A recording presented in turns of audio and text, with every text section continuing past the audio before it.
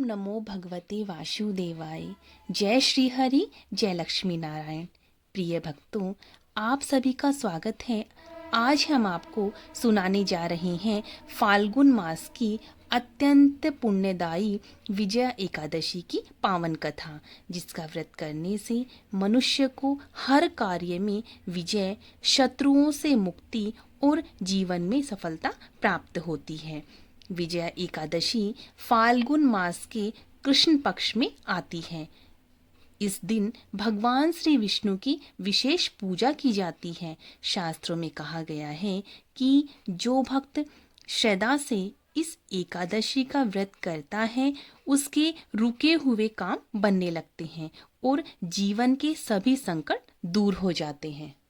युधिष्ठिर ने कहा, हे वासुदेव, फाल्गुन के कृष्ण पक्ष में जिस नाम की युधिष्ठिर ने कहा, हे वासुदेव, फाल्गुन के कृष्ण पक्ष में जिस नाम की हे वासुदेव और युधिष्ठिर ने कहा, हे वासुदेव, फाल्गुन के कृष्ण पक्ष में किस नाम की एकादशी होती है और इसका व्रत करने की विधि क्या है, कृपा करके बताइए। भगवान श्री कृष्ण बोले, युधिष्ठिर, एक बार नारद जी ने ब्रह्मा जी से फाल्गुन के कृष्ण पक्ष की विजया एकादशी के व्रत से होने वाले पुण्य के बारे में पूछा था तथा ब्रह्मा जी ने इस व्रत के बारे में उन्हें जो कहा और जो कथा विधि बताई उसे सुनो। ब्रह्मा जी ने कहा, नारद, यह व्रत बहुत ही प्राचीन, पवित्र और पाप नाशक है। यह एकादशी राजाओं को विजय प्रदान करती है, इसमें तनिक भी संदेह नहीं है। त्रेता युग में मर्यादा पुरुषोत्तम श्री रामचंद्र जी जब लंका पर चढ़ाई करने के लिए समुद्र के किनारे पहुँचे, तब उन्हें समुद्र को पार करने का कोई उपाय नहीं सूझ रहा था। उन्होंने लक्ष्मण जी से पूछा, सुमित्रानंदन, किस उपाय से इस समुद्र को पार किया जा सकता है? यह अत्यंत अगाध और भयंकर जल जंतुओं से भरा हुआ है। मुझे ऐसा कोई उपाय नहीं दिखाई देता जिससे इसको सुगमता से पार किया जा सके। लक्ष्मण जी बोले, हे प्रभु, आप ही आदि देव और पुराण पुरुष पुरुषोत्तम हैं। आपसे क्या छिपा है? यहाँ से आधे योजन की दूरी पर कुमारी द्वीप में बगदालभ्य नामक मुनि रहते हैं।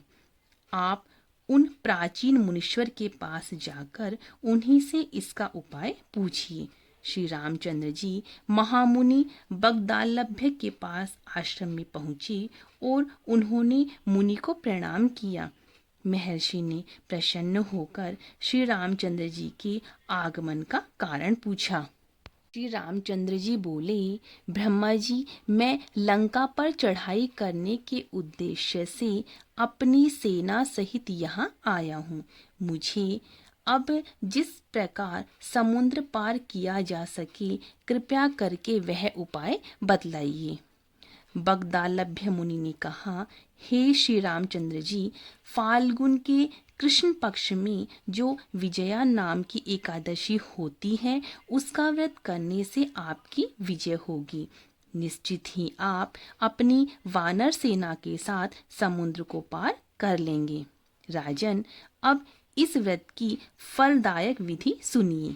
दशमी के दिन सोने, चांदी अथवा तांबे, मिट्टी का कलश स्थापित कर उस कलश को जल से भरकर उसमें पल्लव डाल दें। उसके ऊपर भगवान नारायण के सुवर्णमय विग्रह की स्थापना करें। फिर एकादशी के दिन प्रातःकाल स्नान करें, कलश को पुनः स्थापित करें। माला, चंदन, सुपारी तथा नारियल आदि के द्वारा विशेष रूप से उसका पूजन करें। कलश के ऊपर सप्तधान्य और जौ रखें। गंध, धूप, दीप और भांति भांति के नैवेद्य से पूजन करें। कलश के सामने बैठकर उत्तम कथा, वार्ता आदि के द्वारा सारा दिन व्यतीत करें और रात में भी वहाँ जागरण करें। अखंड व्रत की सिद्धि के लिए घी का दीपक जलाएं।